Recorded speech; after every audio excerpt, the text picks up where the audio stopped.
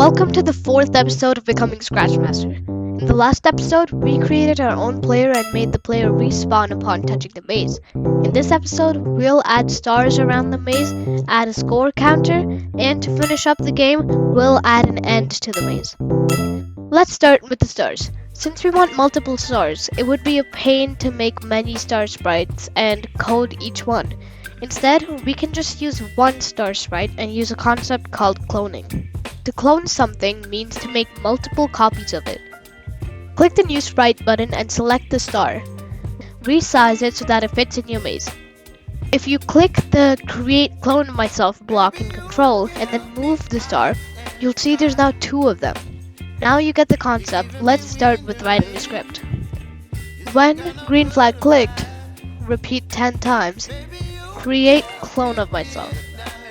Now change it to something like 5. This repeats the cloning process 5 times, making 5 stars.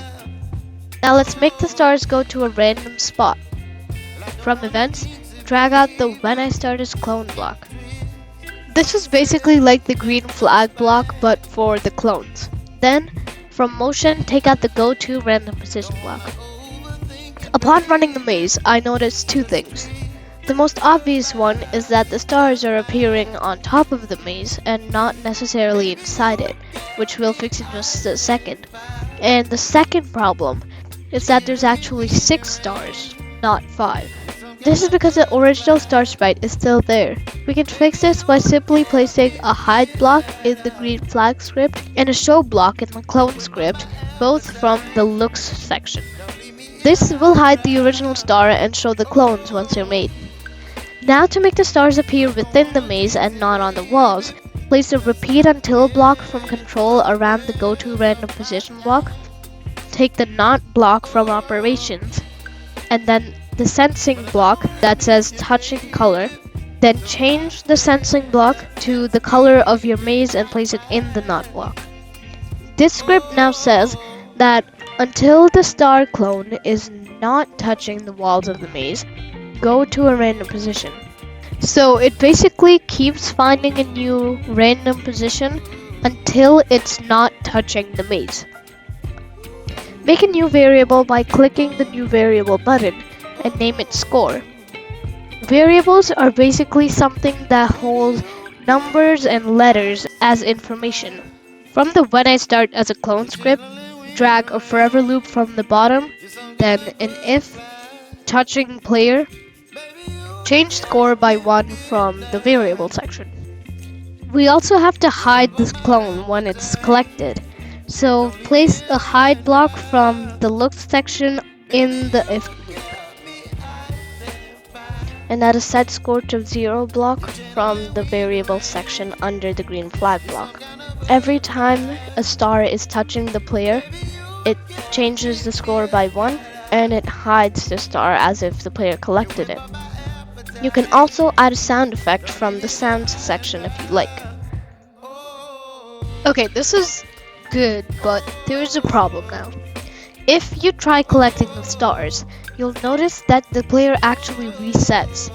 This is because the star sprite has a black outline. Now that's okay. We can still fix it. Go to the player sprite where it makes it respawn and take out the block that says if touching color black. Now go back to sensing and instead use the block that says touching mouse pointer. And make sure to switch it from saying touching mouse pointer to touching maze. Now if you try it, it works perfectly. Now all we have to do is add an end to the maze and a score counter. Okay, now making an end is actually pretty simple. Make a new sprite and make a box of any color you like. I'm going to choose green and make it fit in the end of your maze. If it's touching a player, we want it to show the end screen, which basically says you finished the maze. To show an end screen from another sprite, we need to use something called a broadcast. A broadcast is basically like sending a message to all sprites in Scratch. So go back to code, make another if loop inside a forever loop, and now make a new broadcast and name it end maze. Now place it in the loop and take out touching player from the sensing section. Now make another new sprite, and this will be the end screen.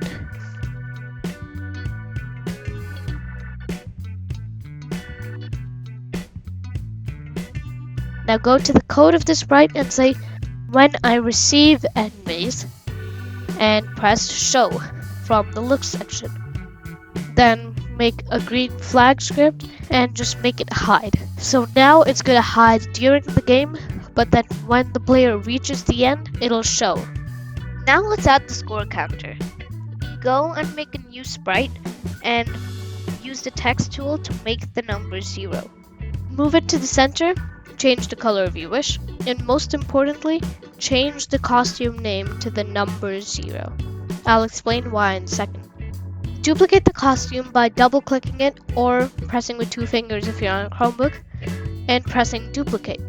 Now change the number from 0 to 1 and do the same thing with the costume name. Repeat this all the way until 9 and 9.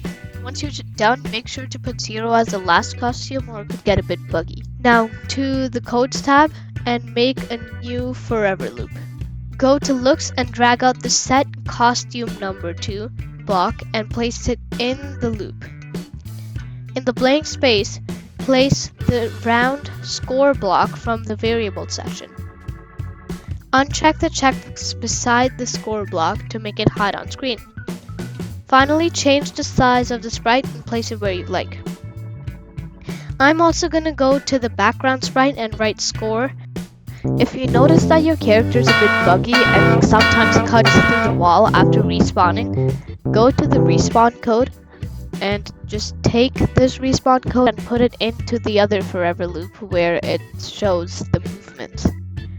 Now if you do it, it has to go through the rest of the script before you can continue moving after resetting. So now you won't be going through the walls.